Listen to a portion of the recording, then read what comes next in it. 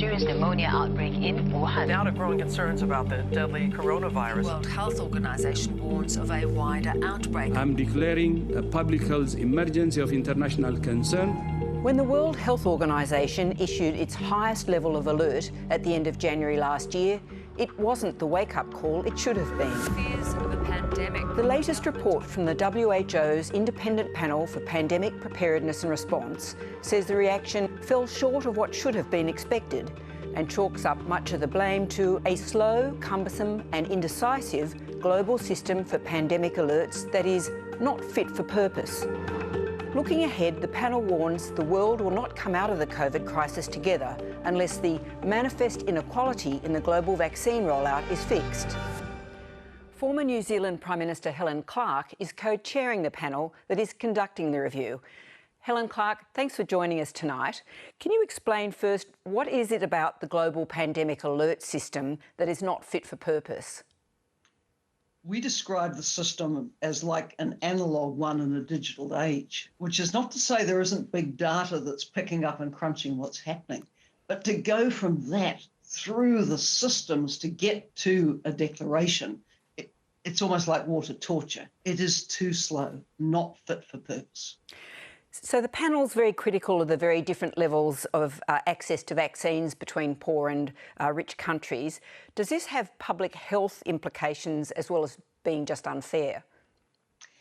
Yes, I think it does have public health implications. At the moment, we don't know, for example, whether when we as Australians and New Zealanders are vaccinated, whether that will stop us getting it or whether it will simply stop us getting ill. So then take that a step forward. We travel, we go somewhere.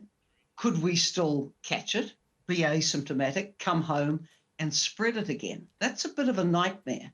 So the principle has to be none of us are safe until all of us are safe. And that means finding the ways and means to roll out the vaccine around the world equitably. The panel's also saying that prioritising health or the economy is a false dichotomy. What's proved to be the best balance? Well, I think for the most part, the kind of strategy that New Zealand and Australia, broadly speaking, have followed is the right one.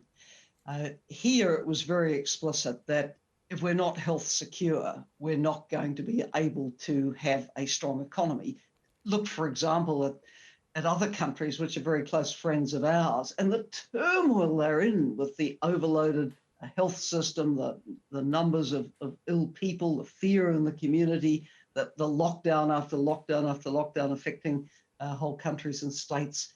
You can't succeed with an economy like that. And I think down under, we say, look, while we've had fits and starts along the way, and it's very, very difficult to stop transmission coming out from the border, by and large, we can be happier with our response, I think, than many can be. The panel both documents the failings of the WHO and says it's underpowered to do its job.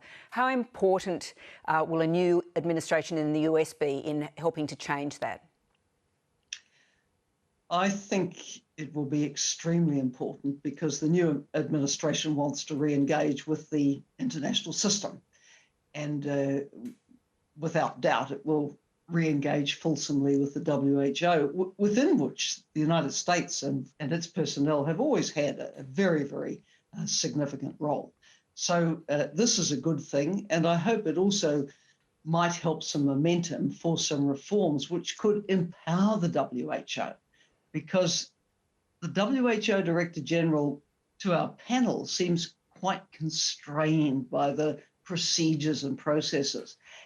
We're in the 21st century. A virus doesn't take months and years to spread. It's on the next plane. Timeliness, being able to respond very, very quickly is critical, and processes shouldn't stand in the way of that. There's a separate investigation going on into the start of the virus. All the panel really has to say about it is that there's been no evidence to contradict what we believe to be the case that it started in China.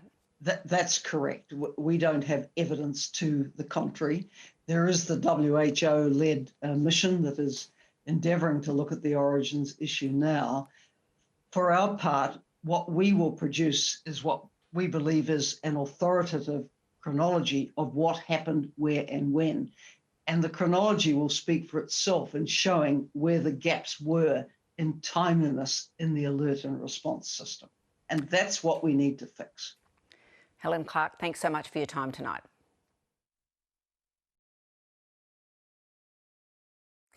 Hi, I'm Lee Sales. Thanks for watching this story. If you'd like to watch more of 7:30's stories, they are on the left of your screen. And tap on the button below to subscribe and get the latest from ABC News.